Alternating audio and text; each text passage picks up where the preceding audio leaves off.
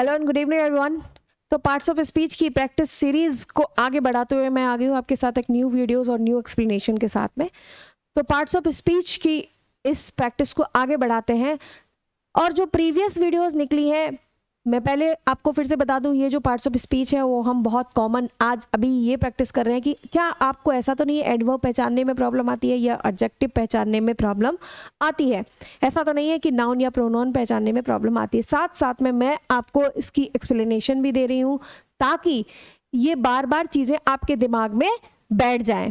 फिर उसके बाद जल्द ही हम इसकी एक प्रॉपर वीडियो के साथ भी उतरेंगे। चलिए स्टार्ट करते हैं हम हमारी आज की वीडियो को और आप लोग मुझे आंसर देना स्टार्ट कीजिए। The teacher explained lesson clearly. The teacher explained lesson clearly, इसमें से क्लियरली क्या है? तो ये चीज मैंने आपको बताई है कि अगर आपको अपनी माइंड को शार्पन करना है तो फिर आप पूरे केवल इस वर्ड को मत देखिए, पूरे सेंटेंस को तोड़ना स्टार्ट कीजिए। तो भैया टीचर एक्सप्लेन्ड पास्ट का सेकंड फॉर्म है द लेसन क्लियरली, यानी कि बड़े अच्छे से टीचर ने पूरा लेसन मुझे एक्सप्लेन कर दिया। करता है या कर दिया, तो पास्ट की सेकंड फॉर्म है, ये हमारी वर्ब है। क्या है? ये हमारी वर्ब है। ये टीचर क्या है? हमारा नाउन है और सब्जेक्ट है। तो मैंने आपसे कहा था कि अगर कोई नाउन को क्वालिफाई करता है, नाउन की विशेषता बताता है, तो एडजेक्टिव होता है, और अगर कोई वर्ब को फॉलो करता है, वर्ब को डिस्क्राइब करता है, तो वो हमारा एडवर्ब होता है। तो भैया लेसन एक्सप्लेन्ड किया गया, तो भैया कैसे किया गया?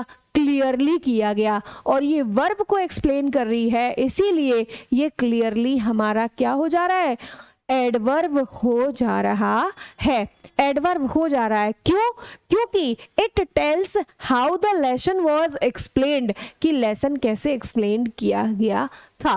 अब जैसे the lesson, the teacher did not explain the lesson clearly, है ना, उसने अच्छे से नहीं किया था, तब भी ये एडवर्ब ही रहेगा। The river flow through the valley, यानी जो नदी है वो वैली से होकर निकलती है। तो ये थ्रो क्या है? मैंने आपसे कहा कि सबसे पहले फ्लोज, ये हमारी वर्ब हो गई। ठीक है मैडम, ये वर्ब हो गई। रिवर हमारी नाउन हो गई। कौन सी नाउन हो गई? कॉमन नाउन हो गई। कॉमन नाउन कैसे हो गई? क्योंकि अगर हम कहें गंगा नदी, यमुना नदी, तो वो हमारी प्रॉपर नाउन हो जाएगी। अब ये क्या हो गया? हमारा ऑब्जेक्ट हो गया। अब द थ्रो क्या हो गया? ये हो गया हमारा प्रीपोजिशन। अब मैडम कैसे थ्रो? क्योंकि प्रीपोजिशन सिर्फ इन, इनटू, ऑन, ये एंड, अपॉन सिर्फ यही नहीं होते हैं, ये भी एक प्रीपोजिशन होता है। तो मैडम ऐसे तो पता नहीं कितने प्रीपोजिशन होंगे जिनको हम जानते ही नहीं है एक्चुअली। तो इसीलिए मैंने आपको बताया कि जो प्रीपोजिशन होते हैं वो रिलेशन बताते हैं। क्या बताते हैं? रिलेशन बताते हैं। तो देखो ये बता रहा है कि नदी कहाँ से फ्लो कर रही है। अगर river flows the valley, flows the valley तो नहीं समझ में आ रहा है, सिर्फ थ्रो लगा दिया है, तो ऐसी कोई वैली है, वहां से रिवर फ्लो कर रही है। तो ये थ्रो क्या बता रहा है? रिलेशन बता रहा है, इसीलिए ये हमारा प्रेपोजिशन है। क्या है? हमारा प्रपोजिशन है। Courage is necessary for success, यानी सफलता के लिए करेज यानी साहस का होना बहुत जरूरी है। साहस का होना बहुत जरूरी है। तो करेज क्या है भैया? प्रोनाउन है, वर्ब है, एडजेक्टिव है या नाउन है? तो देखो नाउन केवल ये नहीं है कि नाउन किसी व्यक्ति का नाम, वस्तु का नाम, स्थान का नाम, हमारी जो फीलिंग्स हैं वो भी नाउन होती हैं। और करेज क्या है? कौन सा नाउन है? एब्स्ट्रैक्ट नाउन है। कौन सा नाउन है? एब्स्ट्रैक्ट नाउन है। ऐसा नाउन जिसको हम केवल फील कर सकते हैं, छू नहीं सकते हैं, देख नहीं सकते हैं, वही हमारा एब्स्ट्रैक्ट नाउन होता है। वही हमारा क्या होता है? एब्स्ट्रैक्ट नाउन होता है। तो भैया करेज क्या है? हमारा नाउन है। करेज क्या है? नाउन है। फॉर क्या है बेटा? फॉर हमारा प्रेपोजिशन है। फॉर हमारा प्रेपोजिशन है। अब नाउन है इट नेम्स ऑफ क्वालिटी, यानी कि क्वालिटी, ये क्वालिटेटिव नाउन भी हम इसको कह सकते हैं। चलते हैं हम हमारे नेक्स्ट क्वेश्चन की तरफ। The child is very intelligent. Child हमारा क्या है? नाउन है।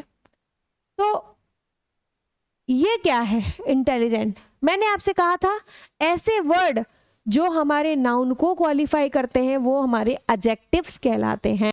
तो इंटेलिजेंट क्या है हमारा, इंटेलिजेंट क्या है हमारा, एडजेक्टिव है। इंटेलिजेंट है, अगर इंटेलिजेंस हो जाएगा, अगर इंटेलिजेंस हो जाएगा तो वो हमारा एब्स्ट्रैक्ट नाउन हो जाएगा, तो वो हमारा नाउन हो जाएगा। तो it describe the noun child, क्योंकि जो हमारा इस सेंटेंस में नाउन है चाइल्ड, उसको ये डिस्क्राइब कर रहा है। दे आर प्लेइंग फुटबॉल, इसमें प्लेइंग क्या है, दे आर प्लेइंग फुटबॉल। तो भैया जो हमारा प्लेइंग है वो है हमारा वर्ब, वो है हमारा वर्ब। तो भैया वर्ब है, हाँ जी मैम वर्ब है। कैसे, क्योंकि मैंने कहा था जो एक्शन वर्ड्स होते हैं जैसे खेलना, कूदना, पढ़ना, लिखना, सोना, ये हमारे क्या कहलाते हैं, एक्शन वर्ब, वर्ब कहलाते हैं। इसलिए प्लेइंग हमारा क्या है, वर्ब है। अच्छा मैम, तो ये अब हमने बता दिया कि ये जो है हमारा क्या है, वर्ब है, क्योंकि इट शोज एन एक्शन, क्योंकि ये कुछ काम के होने को दिखा रहा है। द फ्लावर्स स्मेल स्वीट, यानी कि जो फूल है वो क्या करते हैं, देखो फ्लावर्स तो हमारा नाउन हो गया, ये हमारी वर्ब हो गई। स्वीट, फ्लावर्स कैसे होते हैं हमारे, अच्छी सुगंध छोड़ते हैं। तो नाउन क्या है, विशेषता, फ्लावर है, और फ्लावर की विशेषता क्या है कि इनकी खुशबू बहुत अच्छी आ रही है। तो ये है हमारा एडजेक्टिव, क्या है हमारा एडजेक्टिव, क्योंकि वे वर्ड जो हमारे नाउन को क्वालिफाई करेंगे। इस प्रैक्टिस सीरीज में इतनी बार हम ये चीज़ पढ़ेंगे कि कौन किसको क्वालिफाई करता है, तो डेफिनेटली इस चीज़ में आप कभी भी कंफ्यूज नहीं होंगे। और अगर आपकी कोई सिबलिंग आपसे पूछता है या कोई कज़न पूछता है या फ्रेंड पूछता है तो आप उसको भी एक्सप्लेन कर सकते हैं। He walked across the road, he walked across the road, इसमें अक्रॉस क्या है, इसमें अक्रॉस क्या है, प्रेपोजिशन है। क्या है, प्रेपोजिशन है। क्यों, क्योंकि मैंने आपको बताया था जो प्रेपोजिशन होते हैं वो रिलेशन शो करते हैं, रिलेशन शो करते हैं, क्या शो करते हैं, रिलेशन शो करते हैं। It shows the relation between the walked and road. Knowledge is power, इसमें नॉलेज क्या है, अभी हम लोगों ने बात की थी कि नाउन केवल व्यक्ति, वस्तु, स्थान का ही नाम नहीं बल्कि एक एब्स्ट्रैक्ट नाउन का भी फॉर्मेशन है। नॉलेज यानी ज्ञान, ये एक ऐसा नाउन है जिसको हम सिर्फ और सिर्फ महसूस कर सकते हैं, देख नहीं सकते हैं। तो ये एक एब्स्ट्रैक्ट नाउन का उदाहरण है नॉलेज। तो नॉलेज क्या हो जाएगा, नेम, क्योंकि नाउन, क्योंकि इट नेम्स अ कंसेप्ट, क्योंकि ये क्या बता रहा है, एक कंसेप्ट का नाम बता रहा है। आगे चलते हैं। द चाइल्ड लाफ्ड लाउडली, जो बच्चा जो है वो बड़ी तेजी से हंसा। तो इसमें लाफ्ड क्या है, देखो सबसे पहले तोड़ना स्टार्ट करो। चाइल्ड क्या है हमारा, नाउन, नाउन है, ठीक है मैम नाउन है। लाफ्ड क्या है, हमारी वर्ब है, वर्ब है। अब बच्चा ये लाउडली, तो क्या बच्चा लाउडली है या लाफ्ड लाउडली है, बच्चा लाउडली है या लाफ्ड लाउडली है, तो भैया हमारा लाफ्ड लाउडली है। और लाफ्ड हमारा वर्ब है, और अगर वो वर्ब है तो लाउडली वर्ड किसके लिए आया है, वर्ब के लिए आया है। और अगर वह वर्ब के लिए आया है तो ये लाउडली हमारा एडजेक्टिव ना होकर एडवर्ब है। क्या है, एडवर्ब है लाउडली। और ये लाफ्ड जो है वो हमारी वर्ब है। क्यों वर्ब है, क्योंकि भैया ये किसी काम के होने को दर्शा रही है, क्योंकि ये किसी काम के होने को दर्शा रही है। The movie was very exciting, यानी मूवी कैसी थी, बहुत ज़्यादा एक्साइटिंग थी। मूवी कैसी थी, एक्साइटिंग थी। तो मूवी हमारी नाउन है और नाउन को क्वालिफाई कर रहा है कि मूवी बोरिंग थी, एक्साइटिंग थी, हॉरर थी, ये सब एक विशेषता बता रही हैं किसी नाउन की। तो ये हमारी हो जाएगा एडजेक्टिव। क्या हो जाएगा, एडजेक्टिव। तो ये देखो, it describe the noun movie, क्योंकि इस सेंटेंस में जो एक नाउन दिया गया है मूवी, उसी को ये डिस्क्राइब कर रहा है। टाइमिंग कितना हुआ, 2 मिनट हुए हैं। ओके, कंटिन्यू कर लेते हैं अभी इस क्लास को। मैं सोच रही हूँ थोड़ा और लंबा करेंगे थोड़ा सा। द ट्रेन स्टॉप्ड सडनली, यानी अचानक से ट्रेन रुक गई, अचानक से ट्रेन रुक गई। देखो भैया ट्रेन सडनली या स्टॉप्ड सडनली, ट्रेन सडनली या स्टॉप्ड सडनली, तो डेफिनेटली स्टॉप्ड सडनली। और स्टॉप्ड क्या है हमारा, ट्रेन तो हमारी नाउन है, ट्रेन तो हमारी नाउन है, और स्टॉप्ड क्या है, वो हमारी वर्ब है। स्टॉप्ड क्या है, वो हमारी वर्ब है। तो फिर क्या करना है हमें बताना है कि सडनली क्या है, और सडनली एक वर्ब को क्वालिफाई कर रही है तो है हमारी एडवर्ब। क्यों जी, क्योंकि it tells how the train stopped, क्योंकि ये बता रही है कि आखिर ट्रेन कैसे रुकी। तो सडनली रुक गई, अचानक से वह ट्रेन रुक गई। देखो ये चीज़ आपके ऊपर डिपेंड करती है कि आप किसी भी क्लास को कैसे यूटिलाइज कर रहे हैं, क्योंकि आप देख रहे हैं कि मैं यहाँ पर कुछ बेसिक सेंटेंसेस हैं जो आपको डेली लाइफ में यूज़ करने होते हैं, तो कहीं कोई अचानक अलग से सिखाने नहीं आता है। लोग आपको फॉर्मूलेज बता देंगे, लोग आपको स्ट्रक्चर्स बता देंगे, बट आपको बोलना खुद ही है भैया। तो हर लाइन को बोलने और पढ़ने और समझने की कोशिश किया करो, तो आपकी इंग्लिश वैसे ही अच्छी हो जाएगी। The bird flu over the house, the bird flu over the house, यानी जो बर्ड्स हैं वो घर के ऊपर से उड़कर चली गई या उड़ी, घर के ऊपर से उड़ी। तो फ्लू, ये फ्लू क्या है भैया, फ्लाई का सेकंड फॉर्म है मैडम, फ्लाई का सेकंड फॉर्म है फ्लू। जैसे ग्रो का ग्रू होता है ग्रू, तो वैसे ही फ्लू। तो अगर आपसे मैं कहूँ ये क्या है, तो ये हमारी वर्ब है, हेल्पिंग वर्ब है, सॉरी एक्शन वर्ड है, ये हमारे नाउन है, ये हमारी नाउन है। ओवर द हाउस, तो भैया किसके ऊपर से उड़ी, ओवर यानी घर के ऊपर से उड़ी, तो ओवर क्या है हमारा, डेफिनेटली प्रपोजिशन है। क्यों है, क्योंकि जो हमारे सेंटेंस में नाउन वर्ड्स दी गई हैं वो वर्ड्स और घर की छत में रिलेशन को शो कर रही हैं। देखो it shows the relation between bird and house. Happiness is important for health, भैया खुश रहना हेल्थ के लिए इंपॉर्टेंट है। ठीक है, पूछना क्या चाह रहे हैं कि इसमें जो हैप्पीनेस है वो क्या है, हैप्पीनेस है वो क्या है। तो कई बार हम लोग ऐसा सोचते हैं कि अगर एलवाई लगी है तो एडजेक्टिव ही है, वो एडवर्ब ही है, ऐसा नहीं है। आपको किसी भी सेंटेंस की हिंदी करनी ज़रूरी है कि आनी ही आनी चाहिए।